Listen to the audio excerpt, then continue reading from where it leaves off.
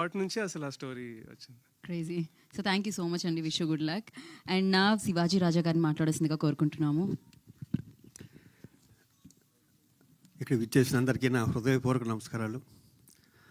మా మనోజ్ మద్రాసులో school dress వేసుకుని స్కూల్కి వెళ్తున్నప్పటి నుంచి నేను చూస్తూనే ఉన్నాను. మనిషి బంగారం మనోజ్, మనస్సు కోహినూరు వజ్రం.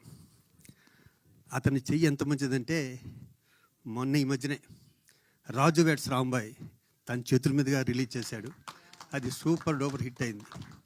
ఈ సినిమాకు కూడా మా బంగారం బ్లెస్సింగ్స్ ఈ సినిమాకు ఉంటాయని మనస్ఫూర్తిగా కోరుకుంటున్నా. ఇంక ఈ సినిమాకు వస్తే అవినాష్ కర్మ కర్త క్రియ అన్నీ అతనే. నాకు నాలుగో వ్యక్తి తెలియదు. ఈ మూడు కూడా అవినాషే. వాళ్ళ ఫాదరు నేను గత 30-35 ఏళ్ళ నుంచి మా హనుమంతరావు నేను ప్రాణమిత్రులు మేద్దరం.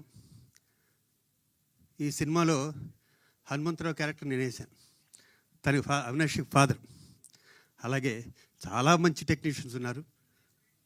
మా వేణుమాధవ్ గారు, బుర్రవేణుమాధవ్ గారు, సాయి గారు, అలాగే చౌడకి ప్రసాద్ గారు, మిగతా పెద్దలందరూ ఉన్నారు. ఇంకా చాలా ఈవెంట్స్లో ఈ సినిమా గురించి మాట్లాడాలి. ఆఖరిగా ఒక్క నిమిషం చెప్తా.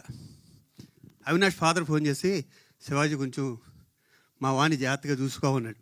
అలాగే అన్న. ఫస్ట్ షాటు ఏదో పిజ్జా సీన్ జరుగుతుంది మా ఇద్దరి మధ్యన. అంకుల్ మీరు కొంచెం ఇటుండి ఇటు ఇలా డైలాగ్ చెప్పరా అన్నాడు.